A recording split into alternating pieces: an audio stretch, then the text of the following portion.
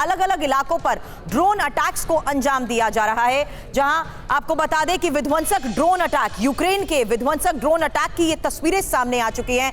8 महीने में रूस पर यूक्रेन के 200 ड्रोन अटैक हो चुके हैं। ड्रोन अटैक क्योंकि ज्यादा प्रभावी है, इसीलिए यूक्रेन इस ड्रोन नीति को अपनाते हुए जगह जगह टारगेट कर रहा है। शॉर्ट रेंज के साथ लॉन्ग रेंज के हमले में भी ये मुफीद है और टारगेट पर सीधा हमला करना आसान है, यानी इजी टू शट डाउन। और अंधेरे का फायदा उठाते हुए ड्रोन्स पर नजर रखना भी मुश्किल बताया जाता है। ऐसे में रूस की डिफेंस लेयर को टारगेट करने के लिए ही ड्रोन्स का यूक्रेन की तरफ से ज्यादा इस्तेमाल शुरू हो चुका है। हालांकि अमेरिका ने नई सैन्य सहायता का जिस तरीके से अब ऐलान किया है, उसके जरिए क्या यूक्रेन को एक और बूस्ट मिलने वाला है? बड़ी खबर है, क्योंकि यूक्रेन को नई सैन्य सहायता का ऐलान किया गया है, जहां $175 मिलियन की सैन्य सहायता और यूक्रेन को हाईटेक हथियार देने का अमेरिका का फैसला। अब कीव दौरे पर अमेरिकी विदेश मंत्री ब्लिंकन है। हालांकि कीव दौरे पर अमेरिकी विदेश मंत्री ब्लिंकन की मौजूदगी में ही जिस तरीके से हमले को अंजाम दिया गया, उसकी तस्वीर आपको दिखाई। लेकिन इसी कीव दौरे पर अमेरिकी विदेश मंत्री ब्लिंकन की मौजूदगी में नई सैन्य सहायता का ऐलान, जहां $175 मिलियन की सैन्य सहायता और यूक्रेन को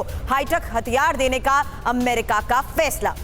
अब इंफॉर्मेशन वॉल पर इसी बारे में डिटेल, क्योंकि अमेरिका यूक्रेन को कौन कौन से हथियार देने वाला है, इसकी डिटेल जानकारी आपके सामने। जहां हाइमार्स को लेकर सबसे पहली बड़ी खबर, high mobility artillery rocket system के लिए गोला बारूद, वहीं 155 mm 105 mm आर्टिलरी राउंड और 81 mm मोर्टार सिस्टम देने का भी फैसला लिया गया है। और महत्वपूर्ण है कि एब्राम टैंक के लिए यूरेनियम हथियार देने को लेकर भी डील के तहत बड़ी बात हुई है। हालांकि टो मिसाइल को लेकर खबर है, जो कि tube launch optically track wire guided है, और 84 एंटी आर्मर सिस्टम ये उस डील का हिस्सा है जिसके तहत अब अमेरिका अब यूक्रेन को और हथियार और उसके साजो सामान देने के लिए बात कर रहा है। वहीं जैवलिन एंटी आर्मर सिस्टम और 30 लाख राउंड गोलियां और टैक्टिकल एयर नेविगेशन सिस्टम के तहत भी यूक्रेन को एक बड़ी मदद पहुंचाने की इस कोशिश को कैसे माना जाए मनीष?